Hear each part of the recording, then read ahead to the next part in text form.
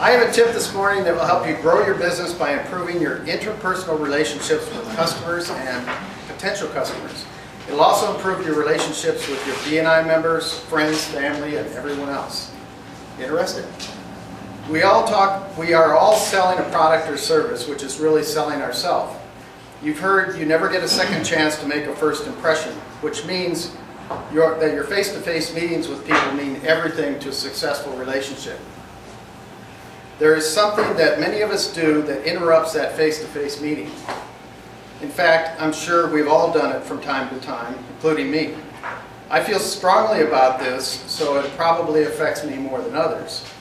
But if we all do it and it negatively impacts our interpersonal relationships, why do we do it? Okay. I'm going to tell 3 short stories. One is about a BNI member that a lot of you know.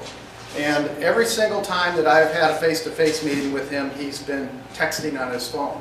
I'll be talking to him, and we'll be talking about business. He's a referral resource for me. And he'll just stop and answer a text. Now, I don't know how, maybe you guys, it's okay with you guys, but that's not okay with me. I can't talk to that guy. I did not work with him because I just can't have people disrespect me that way. Another story is when I go to any BNI meeting, doesn't matter which one it is, there's people texting, they're Facebooking, they're doing all that kind of stuff. It's every meeting, everywhere you go. And when I sit here and I listen to somebody like Steve Padilla offering us that great advice about the S-curve or something, I saw a guest at our chapter spend the entire time Facebooking. Okay, he wasn't the only one, but because there was people in our chapter doing it. But I thought, what a waste. What a waste of effort to come and get an education like that and just let it go down the drain. And the biggest one, the one that compelled me to get up in front of you this morning, was the Buffini seminar that Steve talked us into going to. It was fantastic. It was great, and it cost me $95, and everybody else there they pay over that every single month to be part of that system. And a lot of them flew from California and other places to be at that meeting. And then they sit there and they play with their electronic devices. I was sitting next to a person that came from California that was a real estate agent that's on the system, so she pays a couple $100 a month for that program. She couldn't go 5 minutes without pulling out her iPad and looking at it. Oh, I wasn't going to say she.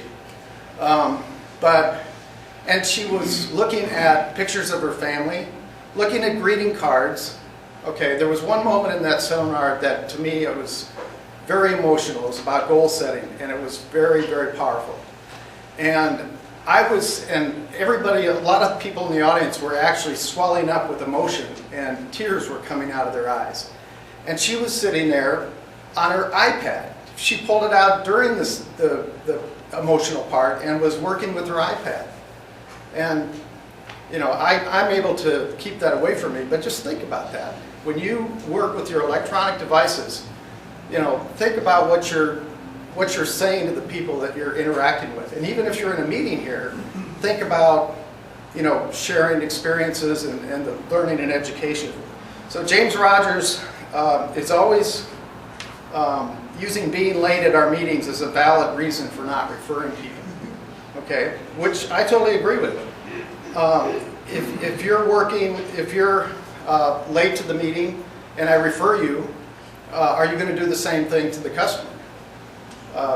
And on that, if you're working the keypad while I'm talking to you, why would I expect that you do anything different if I refer you to a customer? So that's all I have to say on that.